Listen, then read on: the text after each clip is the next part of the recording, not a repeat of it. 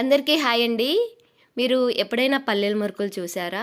శనగపిండి మురుకులు చూసుంటారు, మినప్పిండి మురుకులు చూసుంటారు కదా!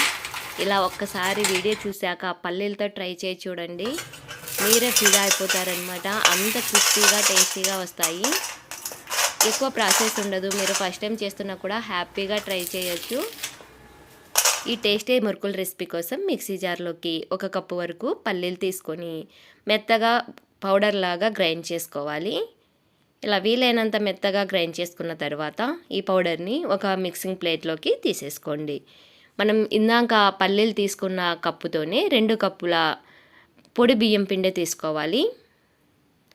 ఇందులోకి రుచికి సరిపడా సాల్ట్, స్పైసీ కోసం 1 టీ స్పూన్ వరకు కారం పొడి, అలాగే 2 టీ స్పూన్ల వరకు నెయ్యి వేసుకొని ఇవన్నీ బాగా కలిసేటట్టుగా కలుపుకోవాలి. చాలా సింపుల్ ఇంగ్రీడియంట్స్ అండి. అన్నీ ఇంట్లో ఉన్న వాటితోని ఈజీగా ప్రిపేర్ చేసుకోవచ్చు. శనగపిండి లేకుండా, గ్యాస్ పట్టే ఛాన్స్ లేకుండా హ్యాపీగా ట్రై చేయండి. ఇలా బియ్యం పిండిని బాగా రఫ్ చేసుకుంటూ కలుపుకోండి. అప్పుడు నెయ్యి బియ్యం పిండి అంతా కవర్ అవుతుంది. ఇలాగా బాగా కలిపేసుకున్నాక వాటర్ వేసుకుంటూ ముద్దలాగా కలుపుకోవాలి. వాటర్ చూసుకుంటూ వేసుకోవాలి. ఎక్కువ వేసుకుంటే ఆయిల్ ఎక్కువ పీల్చేస్తాయి. మీరు ఈ రెసిపీ చేశాక ఖచ్చితంగా ఫీల్ అవుతారు, ఇంత ఈజీగా, ఇంత టేస్టీగా ప్రిపేర్ చేసుకోవచ్చా అని. తప్పకుండా వీడియో చూశాక ట్రై చేయండి. ఎలా వచ్చాయో మీ ఫీడ్బ్యాక్ని నాకు కామెంట్లో చెప్పండి. పిండి మరి గట్టిగా ఉన్నా గట్టిగా వచ్చేస్తాయి, క్రిస్పీగా రాకుండా. లూజ్గా ఉంటే ఎక్కువ ఆయిల్ పీల్చేస్తాయి. చూసుకుంటూ వేసుకుంటూ సెమీ సాఫ్ట్గా ఉండేటట్టుగా కలుపుకోండి. ఇలా పిండిని కలిపేసుకున్నాక మురుకుల గొట్టంలోకి పెట్టేసుకోవాలి.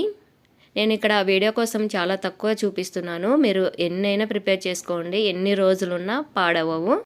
నేనైతే ఇక్కడ ఈ హోల్ పెడుతున్నాను ప్లేటు. మీకు ఇష్టం వచ్చింది ఏదైనా పెట్టుకోవచ్చు.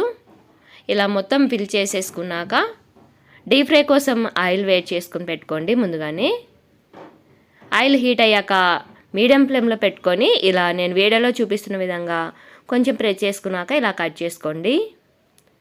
మనం షేప్ ఎలాగైనా వేసుకోవచ్చు అండి, చక్రాల్లాగైనా వేసుకోవచ్చు. చాలా నీట్గానే వస్తాయి. ఇలా మనకి ఆయిల్ ఎన్ని పడితే అని వేసుకోవాలి. వీలైనంత వరకు కొంచెం తక్కువగానే వేసుకోండి. మరీ ఎక్కువ ఫిల్ చేసేసారనుకోండి ఆయిల్లో, ఒకదానికొకటి తగులుకొని డిస్టర్బ్ అయిపోయి మొత్తం పొడి పొడి అయిపోతాయి. ఇలా కొంచెం గ్యాప్ ఉండేటట్టుగా వేసుకొని టర్న్ చేసుకుంటూ మీడియం ఫ్లేమ్లోనే కొంచెం కలర్ వచ్చే వరకు డీప్ ఫ్రై చేసుకోండి. ఇలా నురగరాడం అంతా ఆగిపోతూనే తీసేసుకుంటే సరిపోతుంది.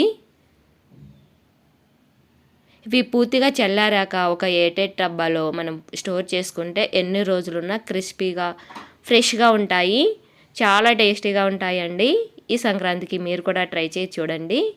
రెసిపీ నచ్చితే like and share and subscribe. Thanks for watching.